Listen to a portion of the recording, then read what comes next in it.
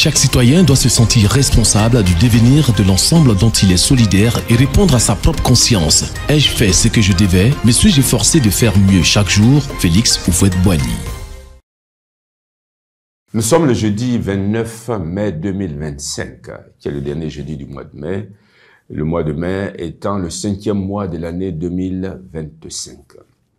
Dans l'émission de la semaine dernière, nous avons commencé à parler des qualités du dirigeant et nous avons fait quelques considérations sur le fait que le dirigeant doit être prudent et expérimenté. Dans l'émission d'aujourd'hui, nous parlerons de deux autres qualités, qui sont celles-ci. Le dirigeant doit être juste et le dirigeant doit être raisonnable. Tout dirigeant doit être juste et raisonnable. Nous l'avons déjà dit, mais il est bon de le rappeler. Les hommes ne se dirigent pas avec les viscères, mais avec la raison. On dit d'ailleurs que la prudence dont nous avons parlé la semaine dernière est unie à l'exercice de la raison. L'histoire humaine nous montre que les bonnes décisions ne dépendent nullement du génie et encore moins des caprices, mais pour une large part de l'intelligence avec laquelle on a pensé ce qu'il y avait à faire. Platon, que vous connaissez, ce grand philosophe grec, dans son célèbre ouvrage intitulé La République, dit à cet égard que les gouvernants doivent être ceux en qui domine la partie rationnelle de l'homme. Les actes des dirigeants doivent donc être raisonnables, faits par la raison et partant explicables, quoiqu'il ne soit pas toujours nécessaire de donner les raisons à tout le monde. En tout état de cause, tout dirigeant doit avoir clairement à l'esprit les raisons pour lesquelles il fait ceci ou il fait cela. Il doit pouvoir donner les raisons de ce qu'il fait. Si le dirigeant agit selon ses humeurs, ses caprices, ou pire, de façon arbitraire, il ne dirige pas bien. Dans ses actes et décisions, le dirigeant doit être juste, en gardant en tête que la justice est une aspiration spontanée de l'homme. Une aspiration spontanée de tout homme.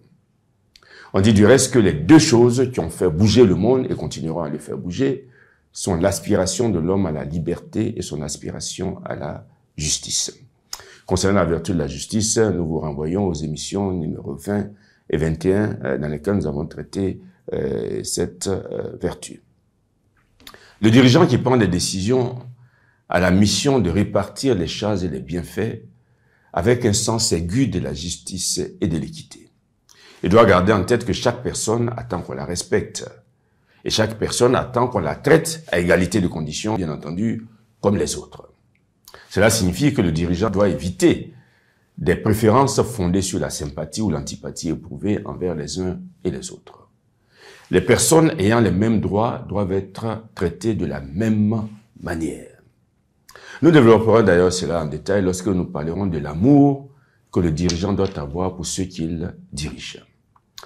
Il nous faut quand même signaler, pour finir l'émission de ce jour, que quoi qu'il soit nécessaire de maintenir une égalité basique d'opportunités, de responsabilité et de récompense, on se rend compte qu'avec un peu de sagesse, que chaque personne nécessite d'être traitée en fonction de ses capacités. Ça, c'est aussi la vertu de la justice.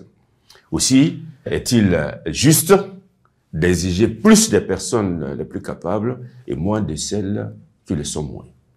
La direction des personnes nécessite pour le dirigeant d'avoir cette sensibilité et une connaissance des différences de caractère et des différentes façons de réagir des personnes afin que la façon de les diriger soit juste et équitable.